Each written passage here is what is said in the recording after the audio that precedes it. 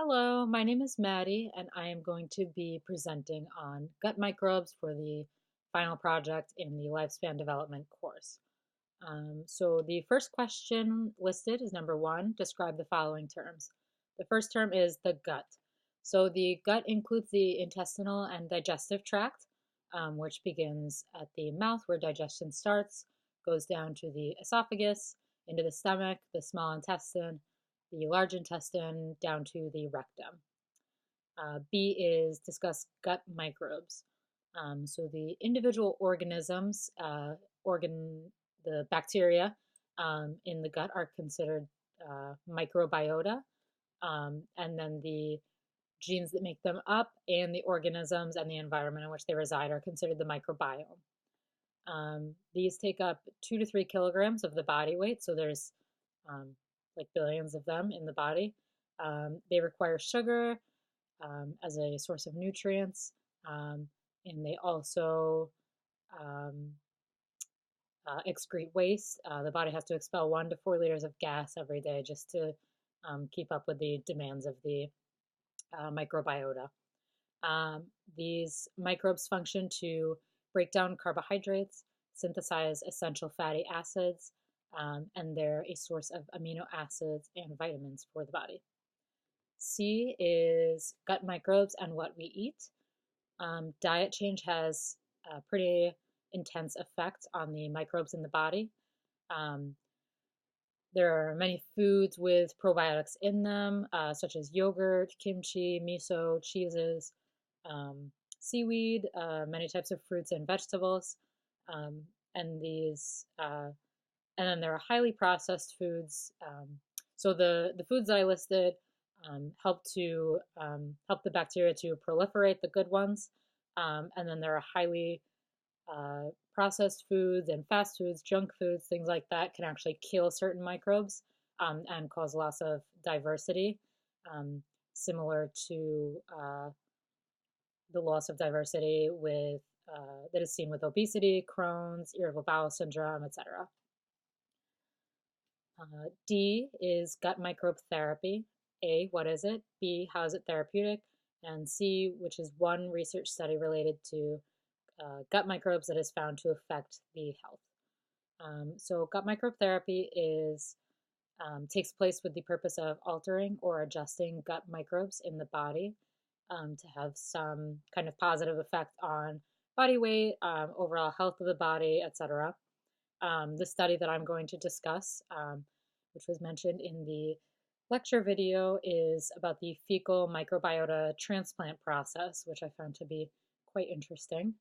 Um, it was the way that one of the initial tests that they did for um, this basically fecal matter transplant procedure um, was in patients who suffered from infection related to Clostridium difficile, which is a very contagious infection of the intestinal system.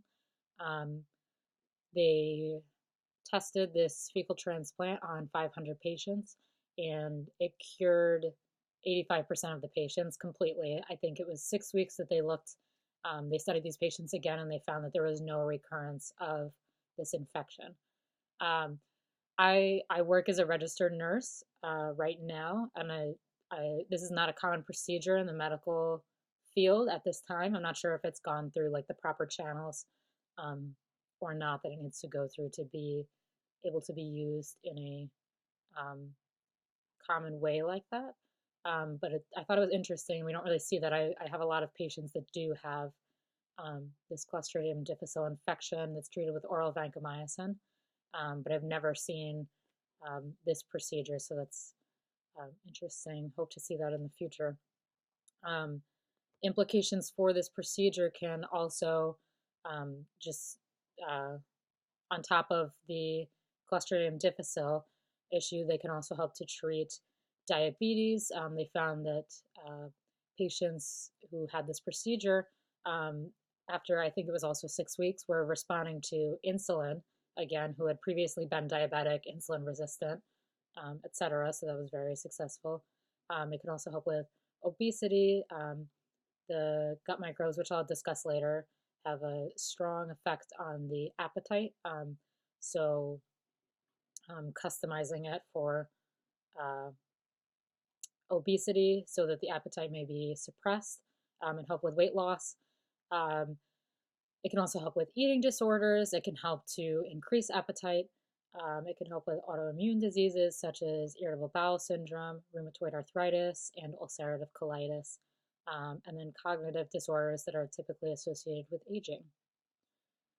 All right, question number 2 is, what is a new thing that you learned from this theory that you did not know before? I actually did not know. I think this is probably pretty commonly misunderstood, actually, is that um, the gut microbes control a huge percentage of the production of dopamine and serotonin. I believe dopamine was about 50% was produced in the gut, and serotonin is actually um, virtually all produced in the gut. So that was very um, interesting. And I think the common misconception is those are completely produced in the brain, but it appears that actually a lot of them are produced in the gut. This could have interesting applications for the way that we treat anxiety, depression, and other mental health issues. In the medical world right now, this is interesting to me because in a hospital setting, it's quite common to focus on the medical treatment with like medication and different kinds of therapy for these mental health issues. And diet is not completely disregarded, but it's just not. It's more of an afterthought. It's not like the uh, primary treatment for these things. Another thing that I found interesting was that gut microbes can actually affect medications as well in a positive way, making them more effective, more easily absorbed. They can increase protection um, when giving medications that are considered NSAIDs, such as ibuprofen. Those are typically harmful to the lining of the stomach, and um, individuals with uh, better gut microbes, I guess, can actually have less of that poor effect from these medications.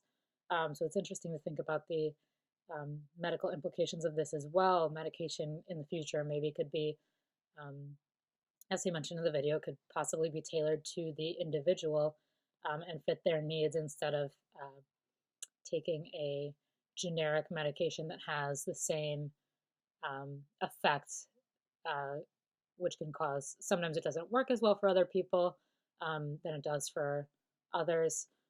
So with the knowledge of the individual's gut microbes, they could really customize medication regimens, things like that. So that could be interesting to see in the future as well. Question number 3 is, what are the specific areas, e.g., emotion and mood of our body, that are affected by the type of microbes in our gut? So the first thing is that the video mentioned, the lecture, that the mice experiment, when there were 2 groups of mice, one with no microbes, they had never been exposed to any kind of microbes. They were more outgoing, more like willing to take risks, I suppose. And the ones with gut microbes were much more timid. So when gut microbes were put into the mice that did not initially have them, they too became more timid. So that shows a clear correlation between um, emotion, mood, behavior, and these gut microbes. Um, Emotions are very intimately related with gut function and activity. Um, the gut microbes have control on the vagus nerve, which regulates body weight by controlling the appetite. Um, they also, like I was discussing earlier, the dopamine, half of that is produced in the gut by these microbes, which controls things like pleasure, compulsions, etc. And serotonin, which is almost completely produced in the gut, controls things such as um, mood, memory, sleep, and cognition. So these are all, in essence, controlled in the gut with the gut microbes. Okay, number 4, important chemicals and hormones found in our brains that are thought to be affecting our overall health are now found to be produced in our guts and not necessarily within our brains. The idea is to make your gut healthier for overall improvement of health. One of the major elements to make our guts is that makes up our gut is bacteria. Due to the video, how is this type of bacteria determined at the beginning? Do we get bacteria, microbes, and microbes from others or other external activities? And if so, what types of activities or elements cause us to exchange our bacteria? So according to the video, from what I understand, most of the introduction of microbes into the body is at birth. Some of them are before birth. They can be transmitted through the placenta and things like that while the baby is still in the womb. But mainly they come after birth. And the route of birth actually affects that. So if it's a vaginal birth, that allows for microbes to be obtained during that process from the mother. Whereas with a C-section, the microbes can be obtained from those who are handling the procedure, such as the surgeons, nurses, aides, etc. The environment also affects what type of microbes are initially obtained. If the birth is at home versus the hospital, obviously there are a lot of different microbes at home than there would be in more of a sterile environment in the hospital. If the baby is placed in the neonatal ICU versus if they are not, the neonatal ICU is very immaculately clean, so there's really not even much opportunity to gain these good microbes. If the baby is premature versus regular term, and if the baby is breastfed or bottle fed.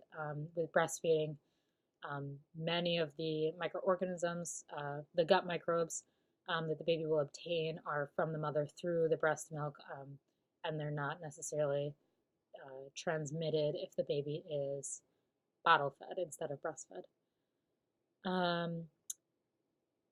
Some other early initial forms of